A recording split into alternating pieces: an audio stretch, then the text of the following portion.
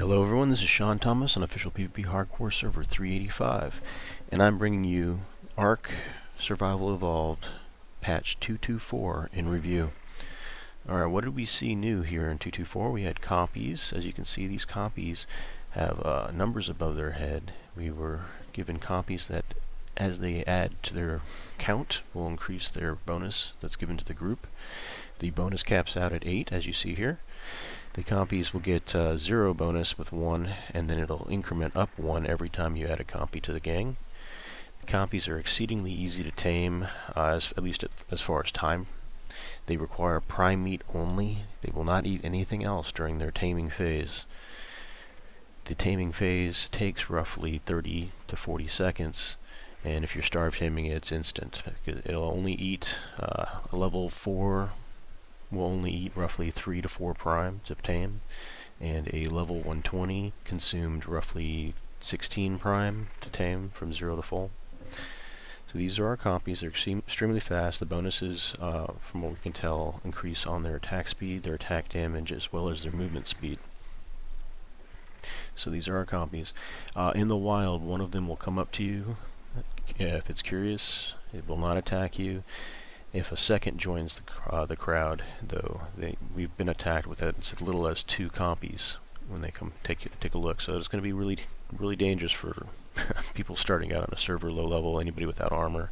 If you have more than one of them show up, you're probably going to want to move away. Alright, what else do we get? We also received the wall lamps. Let's go take a look at some of the wall lamps.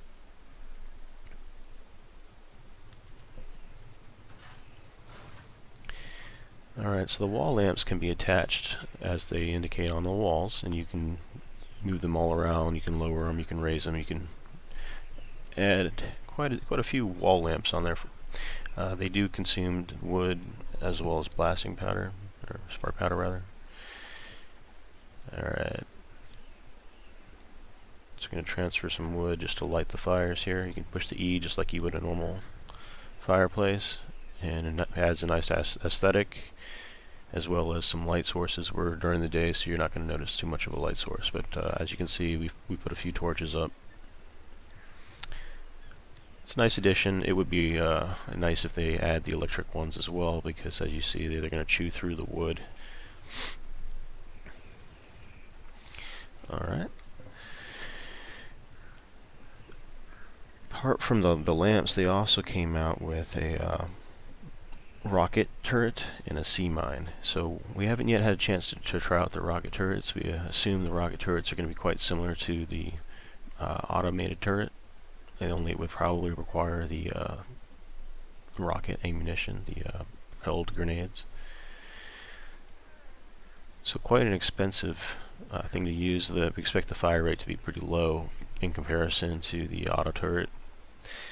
The mine, however, we haven't created one. We learned it, and let me just show you what I'm talking about here. So when you go to weapons and you go to explosives, let's see, it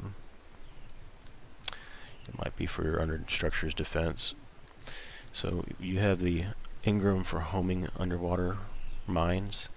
So you place these underwater, and they create an explosive trap that floats, homes, and explodes when touched.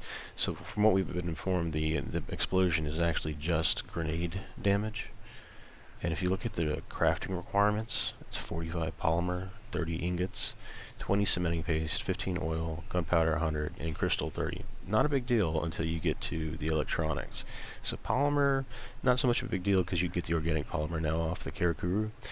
The electronics, 150, now that's just exceedingly awful to have to spend on a homing mine, which is a trap, which means that it likely will explode on yourself as well. Let's just say it doesn't. If it's only doing grenade damage to the enemy that comes into the water, not a whole lot of damage occurring there. Likely not going to stop anyone from really getting far unless you've got a mess of these. And again, 150 electronics. So I'm not too crazy about the underwater mine. They did give us the magnifying glass. I'll go ahead and equip that for you. Alright, so looking at the magnifying glass, if you look at dinosaurs or plants or anything that has a health, you can see that the health is 5,000 on the crop plot. and the plant species X is at 1500 itself. Now if I take this outside, magnifying glass, use the right mouse button to use it. Left mouse button will use an attack with it. So we're going to go ahead and just hop outside real quick.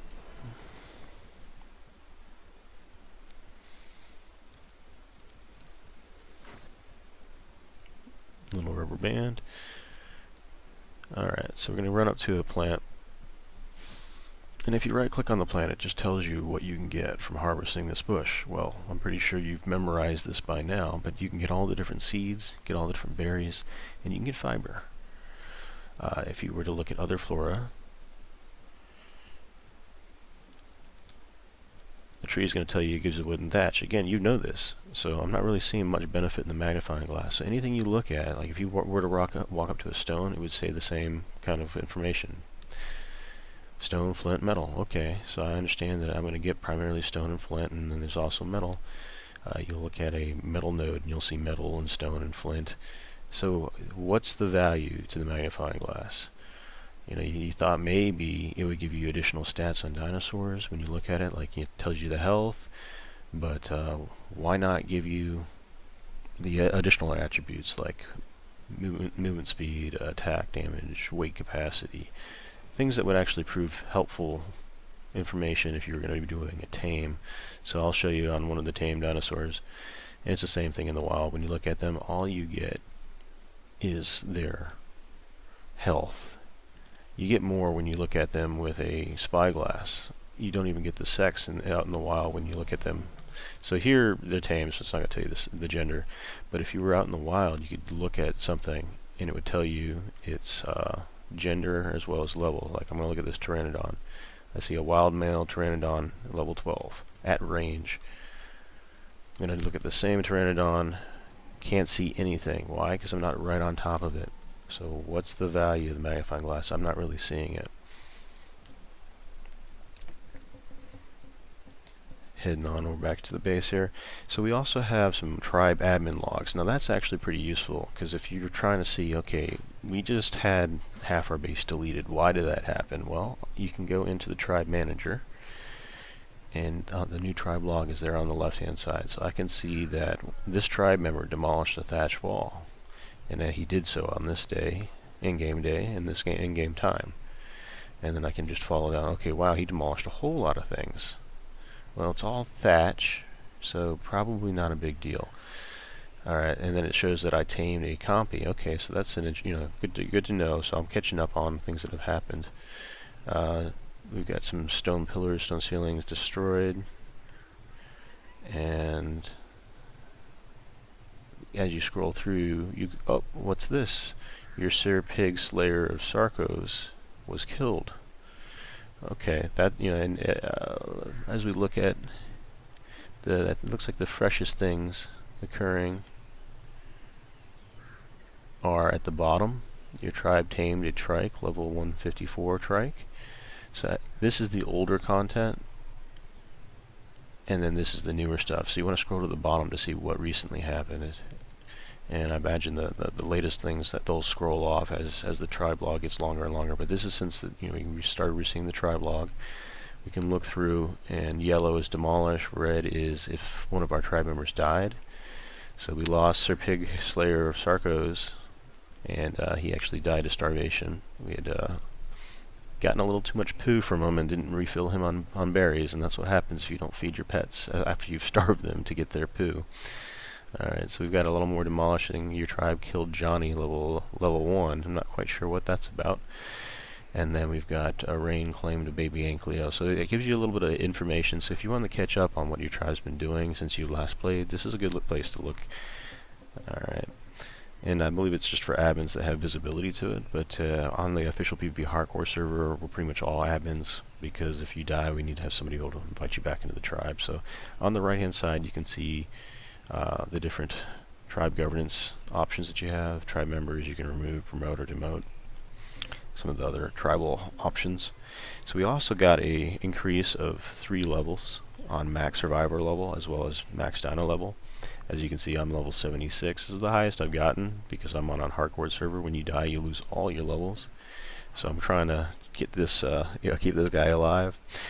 Trying to get to those max levels to get the additional engrams for the late game items. So we got that extra bonus of dino levels. We also increased the max tame dino limits to 20%.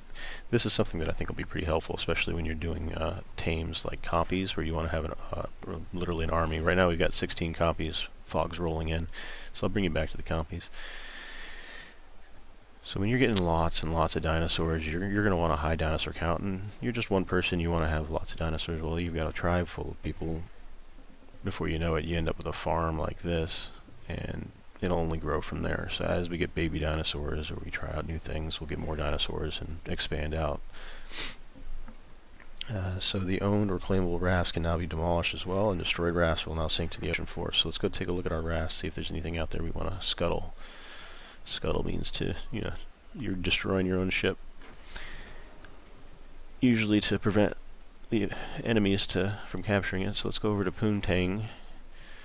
I don't know that we necessarily need Pontoon Tang anymore. So let's have a look at it. So if we're now on Pontoon Tang, we'll bring it a little bit closer to shore just in case there's piranhas. Alright, we have a shark that is face planting. That's pretty interesting. Jazzy 101. Face in the water, tail in the air. I guess it's part of the new underwater mating. I'm only kidding. So we're gonna hold down E while looking at Poontang.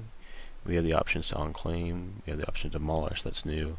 Insufficient resources to repair. If I had enough, we could go ahead and repair it. Hide sail. That was an older feature that just came out. Came out a few patches back, so you can hide that in case it was blocking your vision. So we're going to unhide that, and we're going to go ahead and demolish. So we hold that down.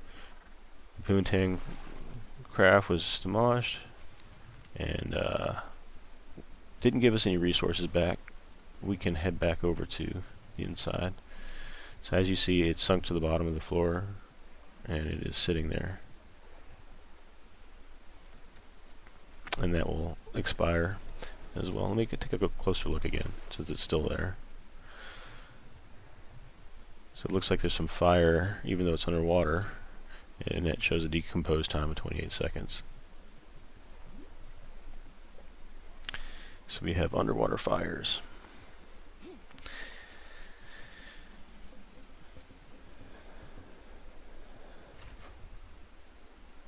So other than that, they also mentioned their server admin logs, including Archon support. We've talked about that. They also mention Dinosaur game log INI option to allow spike walls to damage wild wireless dinos. So if you're on official servers, you don't have the option to change that. But if you were on a personal server, you could modify spike walls to damage the wild critters that go against them as well.